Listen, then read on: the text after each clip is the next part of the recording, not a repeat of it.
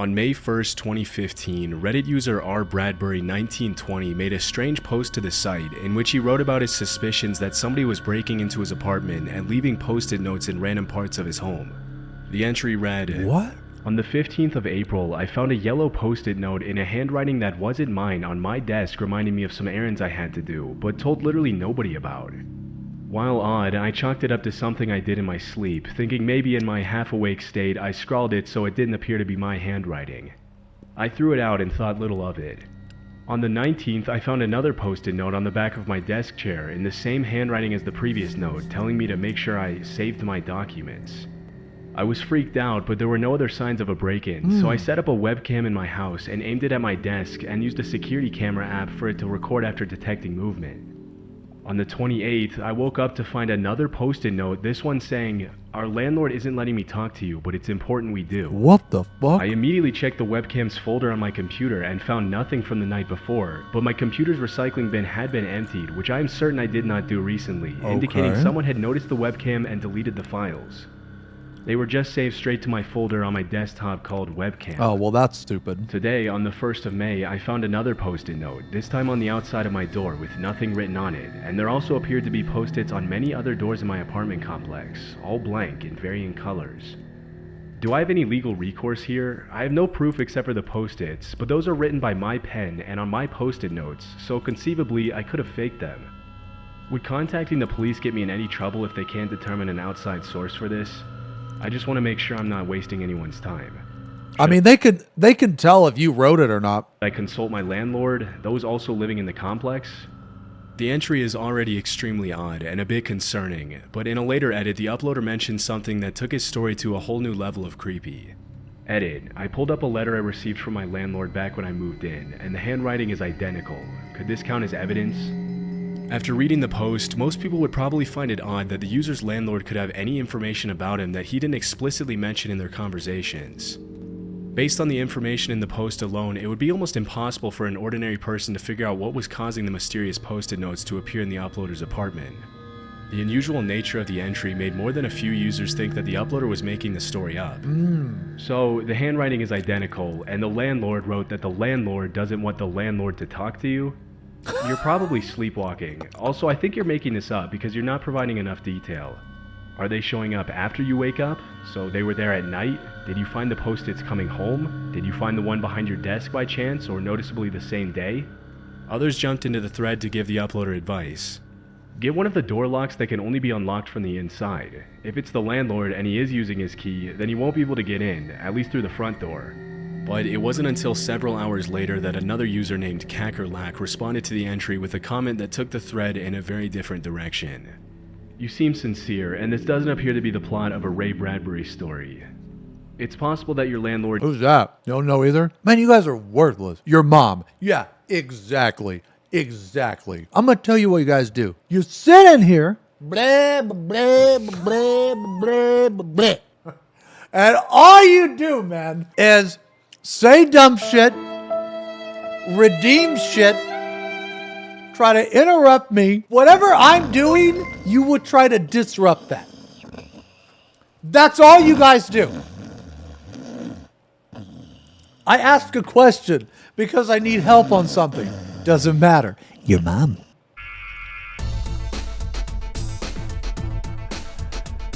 Oh!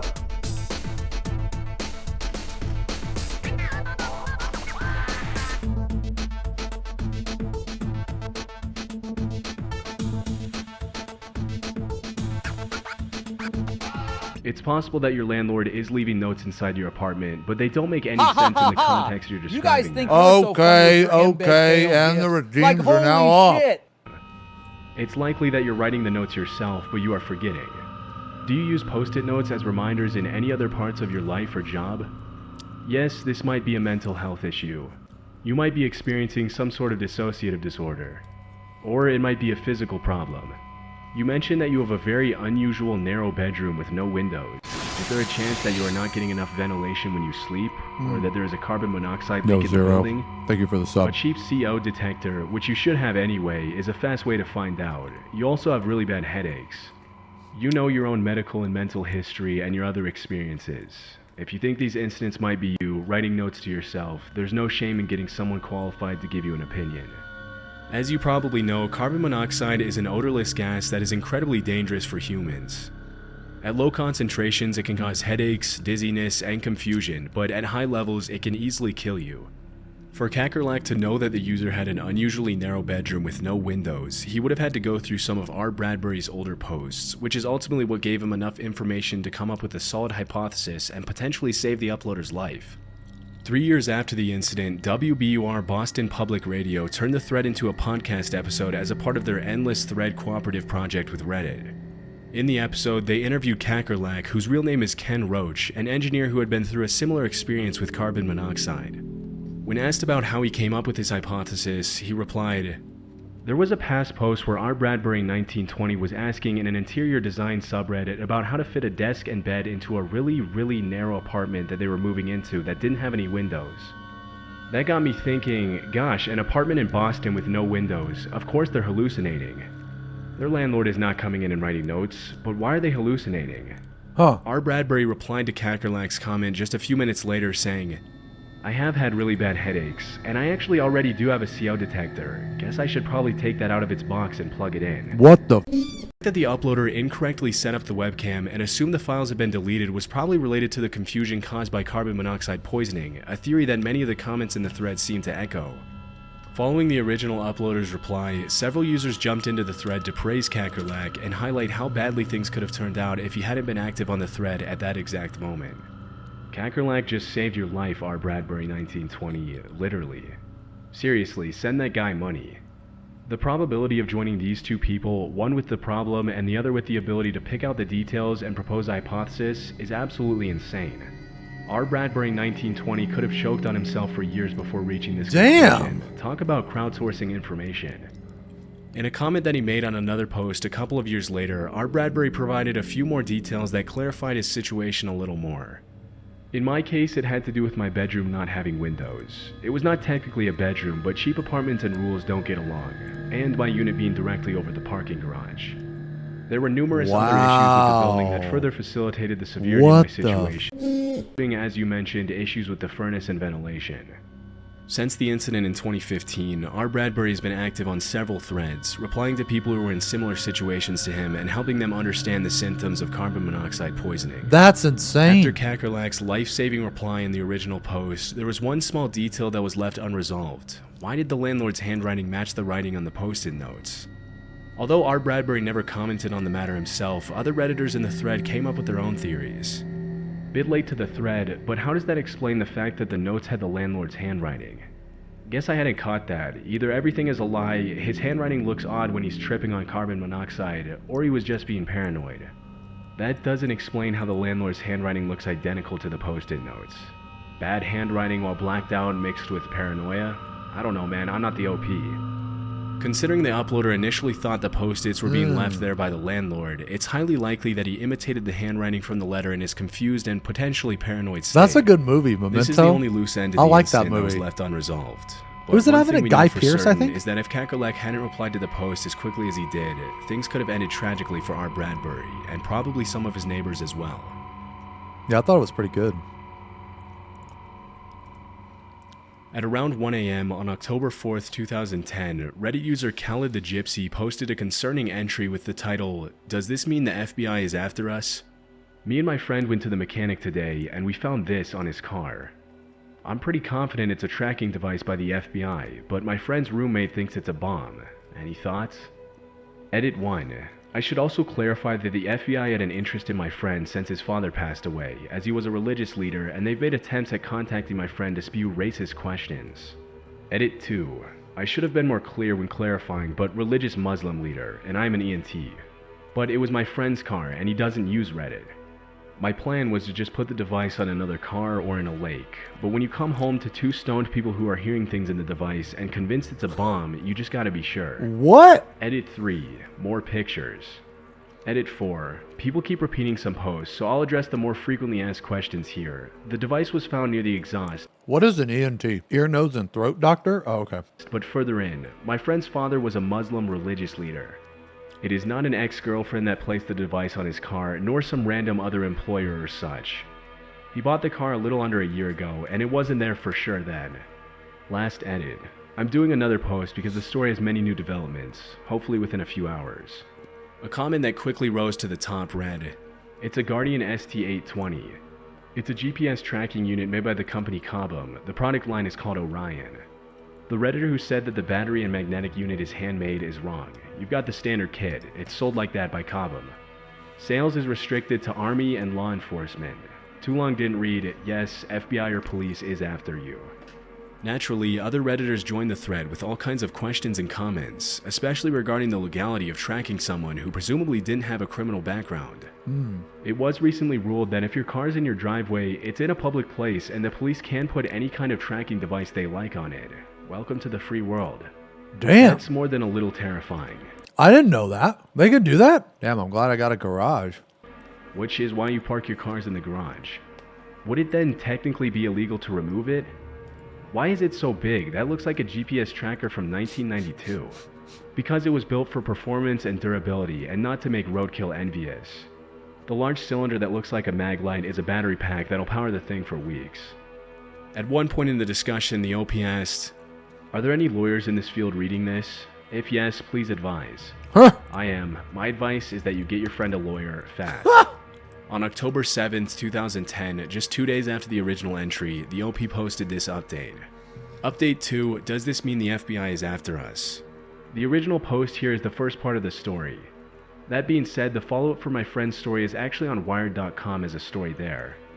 The FBI is actually now trying to get in touch with me about some posts. So as not to anger our government agency any more than I already have, I won't be posting a lot about that, but feel free to ask any questions regarding my friend and I. According to the Wired.com article, the FBI sent a half-dozen agents to the uploader's friend's house in Santa Clara, California, less than 48 hours after the original Reddit entry was posted.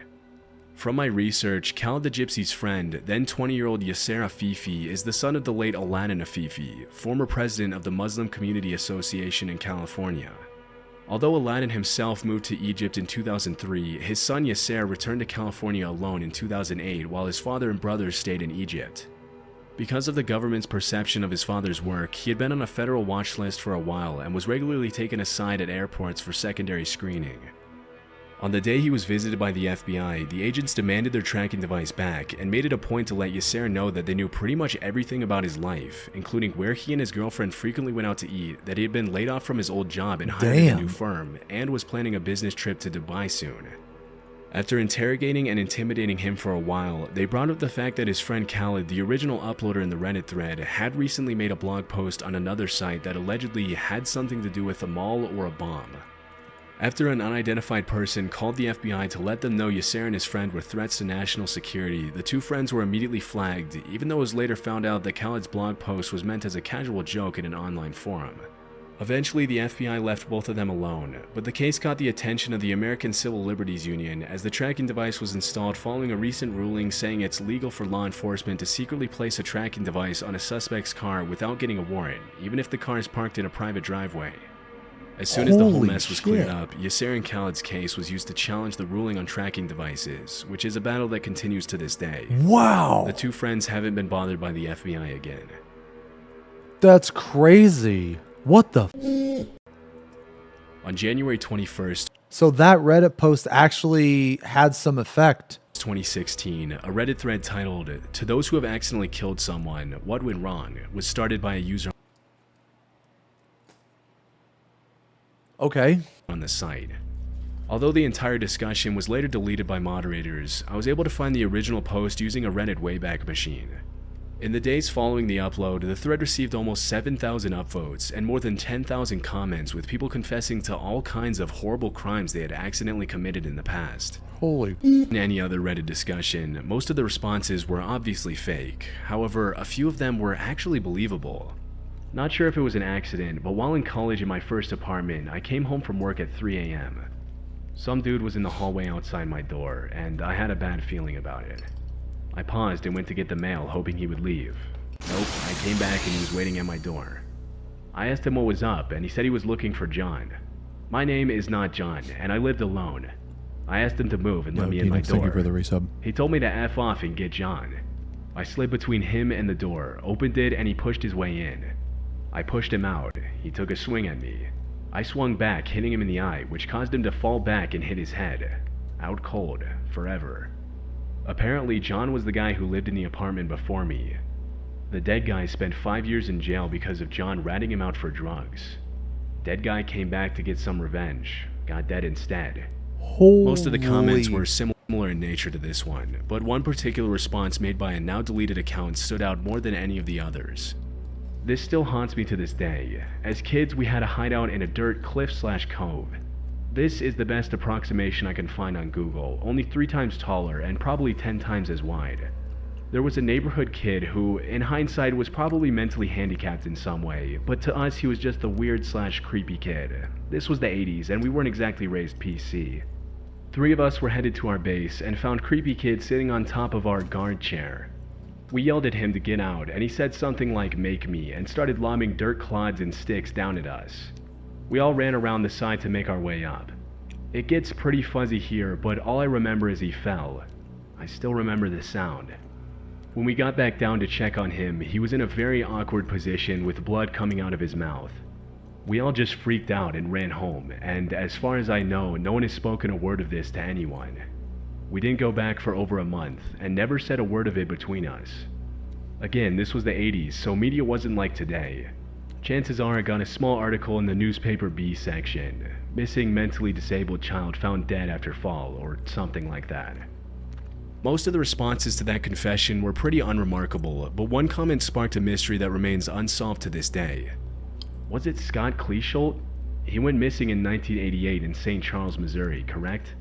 That would make you around 10 or 11 at the time he went missing. He would have been 9.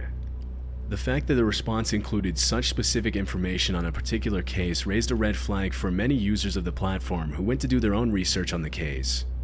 According to what I found, Scott Kichel was a young boy who grew up in the 80s about 20 minutes from St. Louis, across the Missouri River.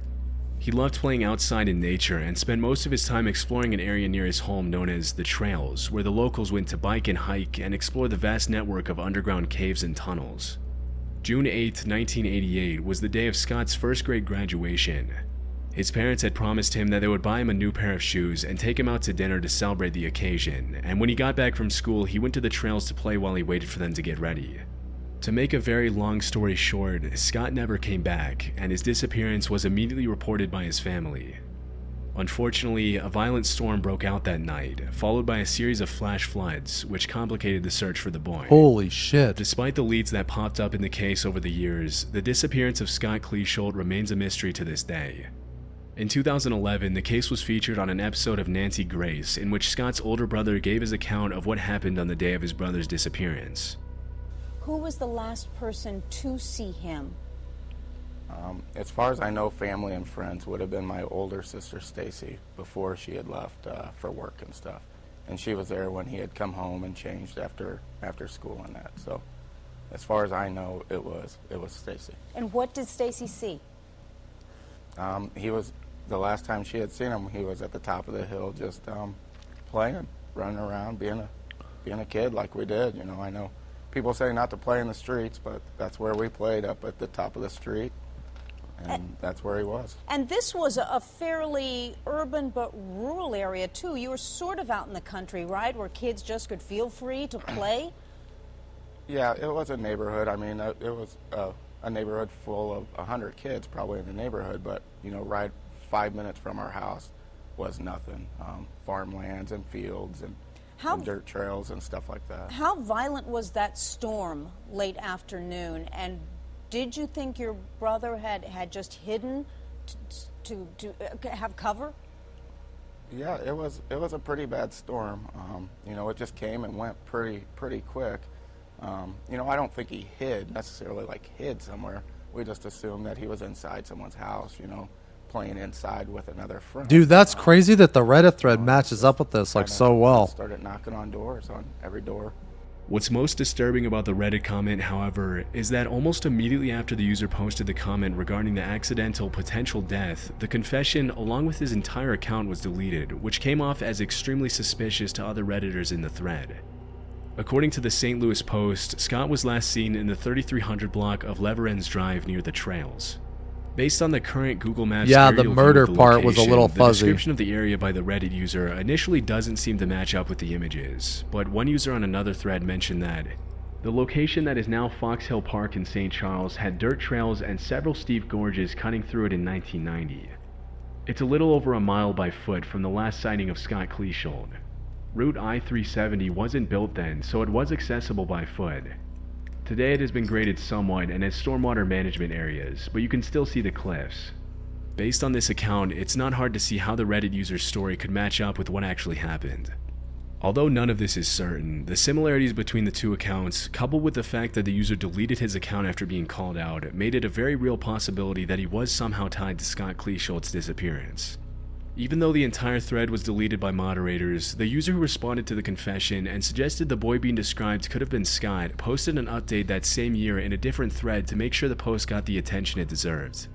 I'm only posting here as it was removed from r/askreddit, and they didn't seem keen on the idea of reinstating after I removed the potentially identifiable info. And if this has any chance of getting public awareness on these kids or this story and potentially bringing some closure to the families of the missing ones, then I want people to see it. Since that day in 2016, there have been no further relevant updates to the case, which means we'll likely never know what happened to Scott or if the mysterious Redditor had anything to do with it. I mean, people out themselves on the internet all the time, especially with today, because people don't know how to act on the internet. They just act like themselves. But when themselves are shitty people, they out themselves all the time. On July 29, 2019, user IcemanThrowaway123 posted an entry in the Afraid to Ask subreddit, which ended up getting over 20,000 upvotes and thousands of comments and replies.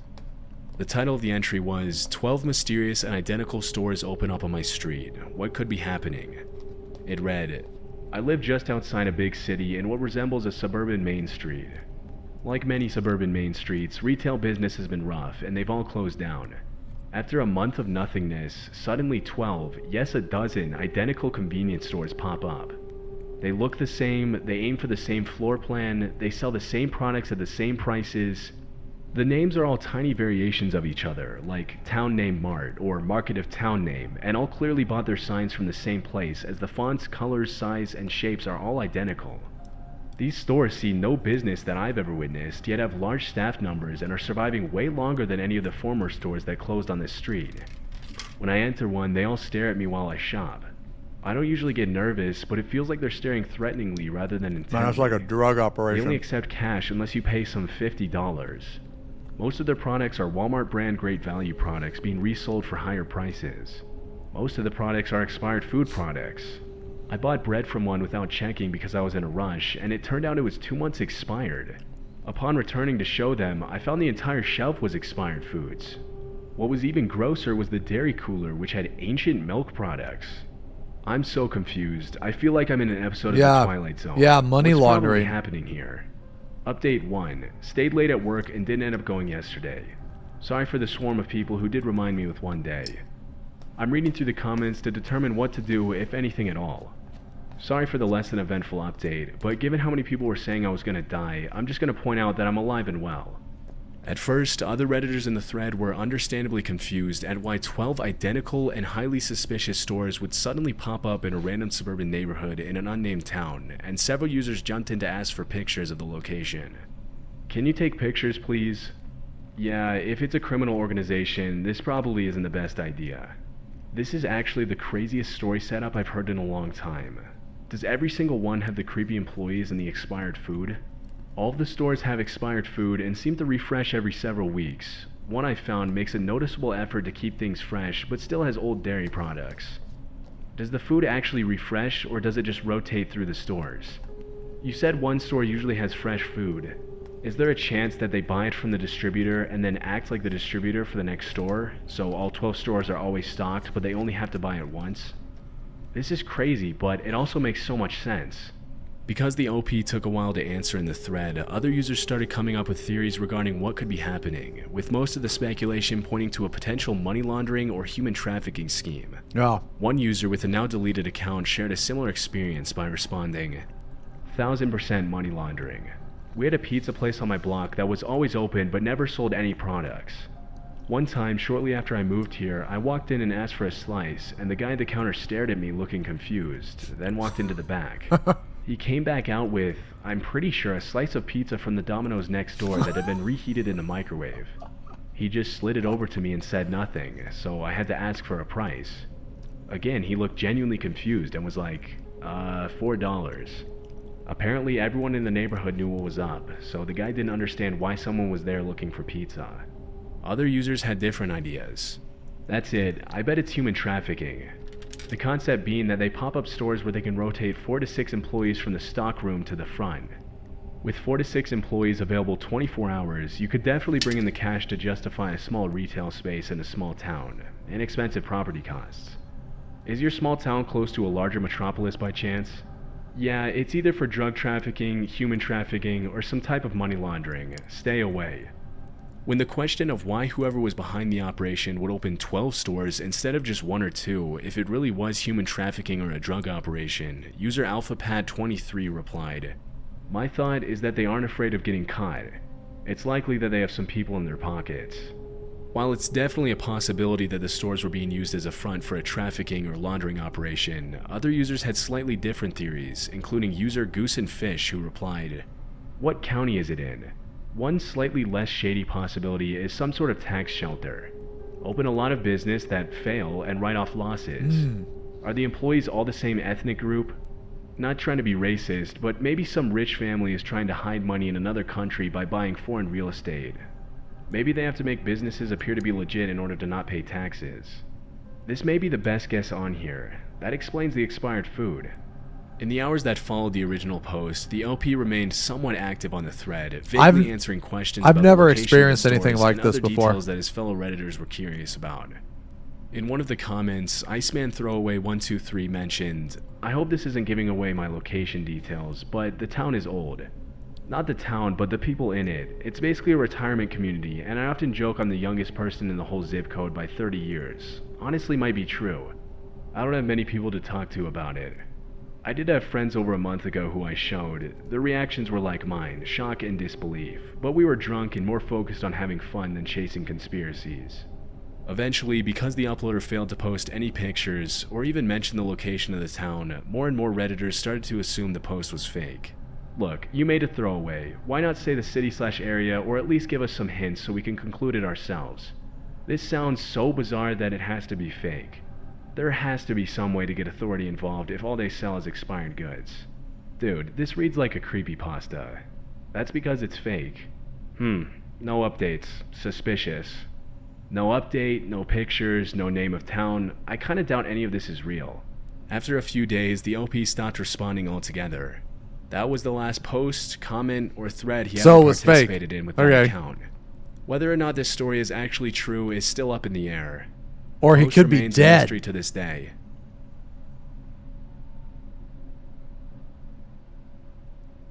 In 2011, the subreddit The Truth Is Here was created for people to share personal encounters with the paranormal and unknown. Oh yeah.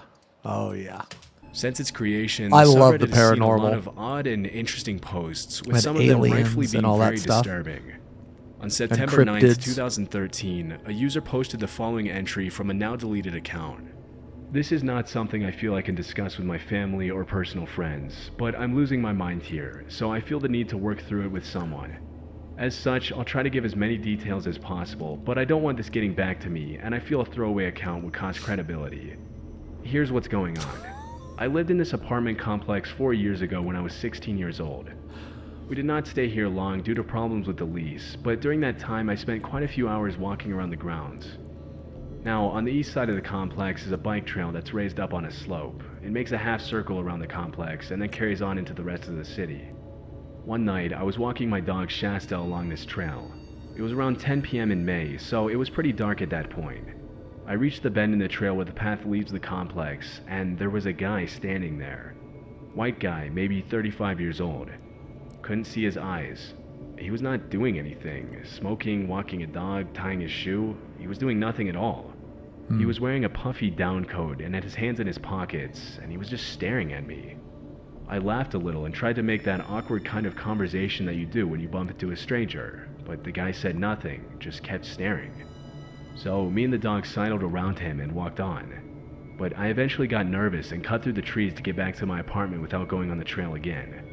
I knew the way home from there, even without the trail, but here's the thing, the second I stepped off the trail, I can't remember anything past that. It was like I blinked, and suddenly I was in the hall inside my building, turning a key in the lock of my apartment. Fast forward 3.5 years, I was 19, 7 months pregnant, and moving into a new place with my fiance. As fate would have it, we moved back to the apartment complex I lived in when I was 16. It was cheap, it was comfortable, and near where my fiance works. We ended up in a unit 4 buildings down on the east side of the complex, directly across from the bike trail. A week into living there, I went to take out the trash. I would have had my fiance do it, but I wanted to get off my feet, so I waddled outside to the dumpster. The dumpster, which is right next to the bike trail. I closed the lid on the dumpster, and after the bang of the lid, I hear someone talking. Look up, and guess who is standing on the bike trail? You guessed it, white guy, mid-30s, and still wearing the same down coat. He had a cell phone to his ear, but not the new, flat kind. It was an older flip phone, circa 2005 or so. Anyway, he was talking into the phone, and he sounded pissed. He was cussing at someone on the other end, someone named Lauren. But you know how when people have a phone conversation and they tend to duck their heads down and not look at other people? Yeah, he wasn't doing that. He was looking right at me. After a second of this, I started backing up, and he started walking toward me. After a second, he was off the grass hill and onto the parking lot, and he took the phone from his ear. He then started snapping it into pieces, tearing out the antenna, breaking the screen off, and angrily throwing them all onto the parking lot ground, still looking at me. I turned around and ran back into the building as fast as I could, and I don't remember what happened next.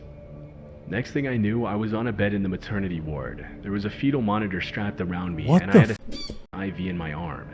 My fiance was there. After a bit of confusion, we worked out this. I came in from taking out the trash, and I was calm. I didn't say anything about the guy with the cell phone.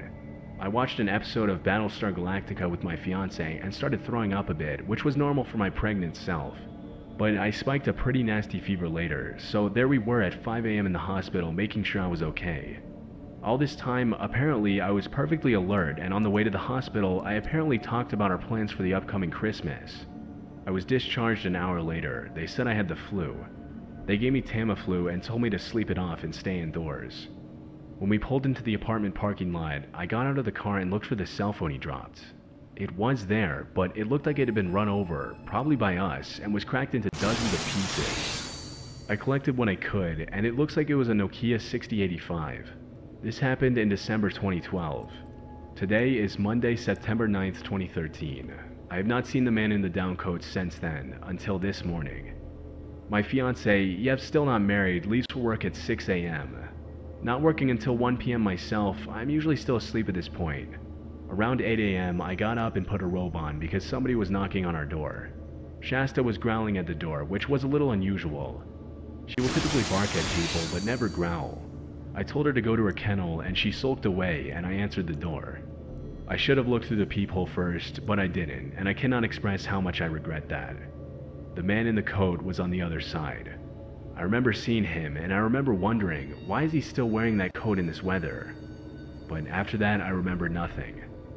I woke up an hour and a half ago, sitting at my kitchen table. The first thing I noticed was how unbearably hot it was in the apartment.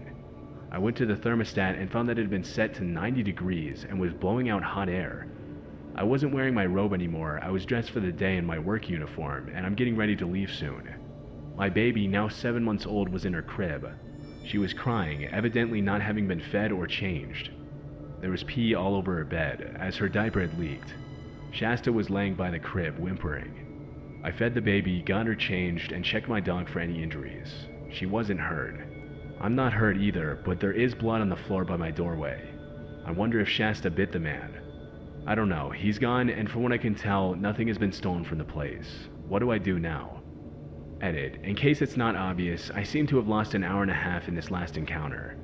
It was 8:07 a.m. when I got What up, in the but is this checked the clock story? again. It was about 9:45.